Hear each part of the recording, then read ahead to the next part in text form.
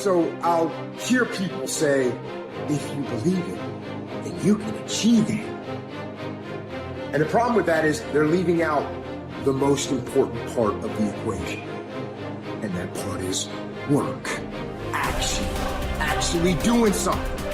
That's what you have to do to achieve anything. Yeah, you gotta believe it, but you better get the work done.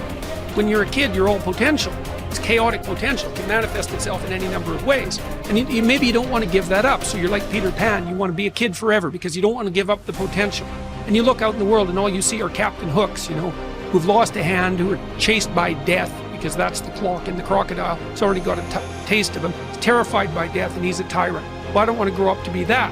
So I won't be disciplined at all. Well, that's no good because the way the potential transforms itself into actuality is through discipline. You say, well, I don't know what to do. It's like, that's okay. Nobody does. Go do something. Do the best thing that you can think of.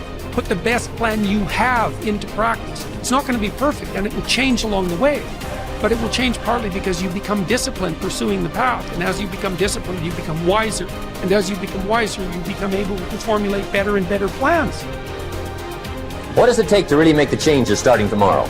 It also takes more than enthusiasm. I know we're hearing a lot about enthusiasm these days, but see, that just won't do the job. So you can get all excited about lifting 200 pounds till you get to the gym. And then you need a new excitement. And the new excitement is called discipline. Major step to human progress. Discipline. If there's one thing to get excited over, that's it. Get excited over your ability to make yourself do the necessary things. It's a commitment. It's not a feeling. Commitments don't have nothing to do with your feelings. You do it because you're supposed to. It's a lifestyle. Instead of hitting that snooze button in the fucking morning and not making your bed and not cleaning your house, you don't hit the snooze button. You get up. You don't want to go run, you go run. You don't want to go swim, you go swim. You don't want to make your bed, you make your bed. You don't want to clean your house, you clean your house. You don't want to study, you fucking study. That's how you start to callous your mind. It's going to suck. It's not going to be fun. Do something that sucks every single day of your life. That's how you grow. You will never have a greater or lesser dominion than that over yourself. The height of a man's success is gauged by his self-mastery, the depth of his failure by his self-abandonment. And this law is the expression of eternal justice. He who cannot establish dominion over himself will have no dominion over others. I mean, imagine you only have $100,000 to go buy a house. And so you go look at this house and it's like, Jesus, this house, man, it's like it needs a lot of work. It's like, well, that's all you've got. Well, are you going to pretend that the house is okay the way it is? Or are you going to look for where it's rotten and where the plumbing doesn't work and where the stove doesn't work? You have to go and look and see where everything needs to be fixed. And that's like, that is harsh, man. And then in order to do that properly, someone has to have taught you, it's, look, you aren't your problems. Well, you are. You're most fundamentally that which, if it confronts its problems, can solve them. And that's the hero myth in a nutshell, by the way. The hero is the person who confronts horrible, chaotic potential and tames it and makes something of it, right? That's the fundamental human story. But the problem is that you have to face what you don't want to face in order to fix it. Yeah. And so you look at all the things about yourself that need to be burned off, that need to be dispensed with. And that, man, especially at the beginning, especially if you're screwed up, that might be like 95% of you just has to go up in flames. And it's painful. Even some of that stuff that you have to burn off doesn't want to die. And it'll scream in agony while you're burning it off. It's not pleasant. But if you know that you're the thing that can transcend your problems, most fundamentally, if you know you're the thing that, if it faces the problems, can transcend them, then you have the faith that would enable you to take stock of who you are. The chief task in life is simply this: to identify and separate matters so that I can say clearly to myself which are externals, not under my control, and which have to do with the choices I actually control. Where then do I look for good and evil? Not to uncontrollable externals, but within myself to the choices that are my own. Remember that among the things over which we have complete control are the goals we set for ourselves.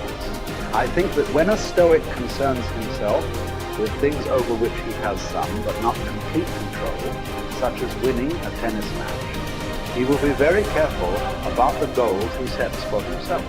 In particular, he will be careful to set internal rather than external goals.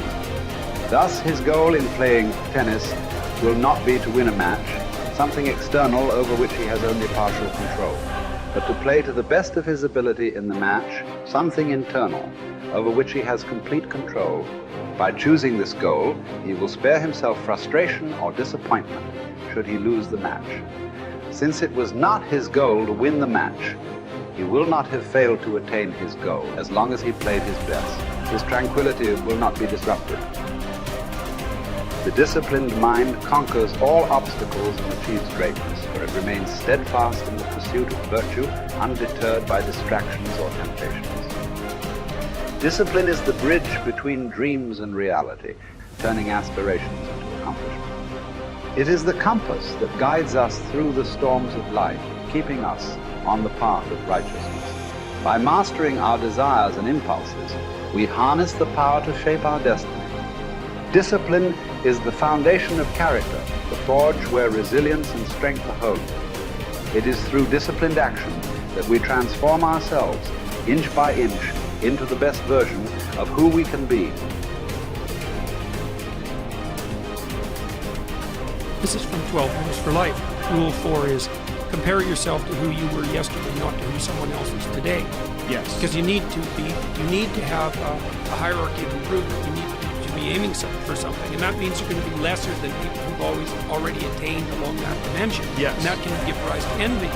So the question is, who should you defeat in the final analysis? And the answer is you should defeat your former self. You should be constantly trying to do that. And you're the right control for yourself too, because you're the one who's had all your advantages and disadvantages. And so if you want to compete fairly with someone, then you should be competing with you. And it is the case, and this is what we were talking about too with regards to the self-improvement of the fighter, is, well, if you're improving yourself, then what you are doing is competing with your lesser self. And then you might also ask, well, what is that lesser self? And that lesser self would be resentful and bitter and aggressive and vengeance-seeking and all of those things that go along with having a negative moral character. And those are things that interfere with your ability to progress as you move forward through life. So it's very necessary to understand that this is why, I've been stressing this idea of personal responsibility. It's like, well, personal responsibility is to compete with yourself. It's to be slightly better than yourself the next day. Yes. And it better in some way that you can actually manage, and that's humility. It's right, like, well, I'm a flawed person.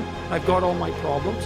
Could I be as good as person X? It's like, not the right question. The right question is, could you be slightly better tomorrow than your currently flawed self?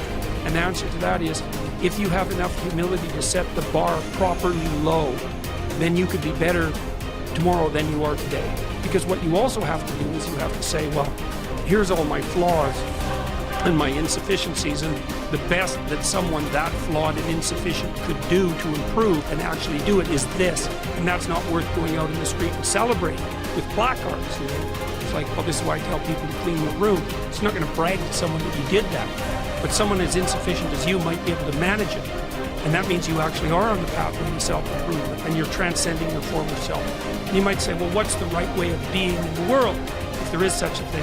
And it's not acting according to a set of rules. It's attempting continually to transcend the flawed thing that you currently are. And what's so interesting about that is that the meaning in life is to be found in that pursuit. So I've been laying that out in these discussions too, because I say, well, the fundamental issue is that life is tragic and difficult, very tragic and difficult for everyone. And it's also tainted by malevolence, because no matter how things are tragic and difficult, but there's always some stupid thing that you could do or someone else could do that could make it even worse than it has to be. So that's life. And you need an antidote to that, because that can embitter you. Constant contact with that. Just the tragedy, but the tragedy combined with betrayal and malevolence, that makes it even worse, especially if it's self-induced. Okay, so you need something to set against that so you don't get bitter and resentful. Well, what do you set against that? Doing something worthwhile, by your own definition, say. You need some reason to get the hell out of bed on a terrible day because you've got something good to do. Well, what's the best thing you can do? Transcend your current wretched and miserable self. There's meaning to be found in that, real that's a meaning that's associated with responsibility. One of the things that I've been trying to lay out clearly is that life is hard. It's tainted by malevolence and betrayal. That can make you bitter. You need a meaning to offset. Where's the meaning to be found? Not in rights, not in impulsive pleasure, but in responsibility. You take responsibility for yourself, so you take care of yourself. If you're good at it, you have some excess left over to take care of your damn family. If you're good at both of those, then you have some excess left over to take care of your community. Those are heavy burdens. You pick up the burdens, you find that's meaningful. The best way to pick up the burden is to continually improve yourself. And that's where the meaning is to be found. And so that meaning is in the continual self-transcendence. That's letting your old self die and the new self be reborn.